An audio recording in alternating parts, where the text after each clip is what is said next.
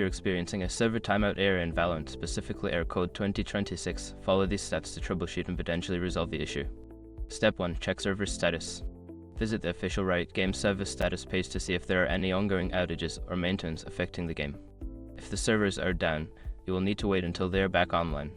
Step 2. Restart your game. Close Valorant completely and restart it.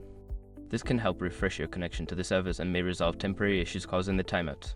Step 3. Check your internet connection. Ensure your internet connection is stable.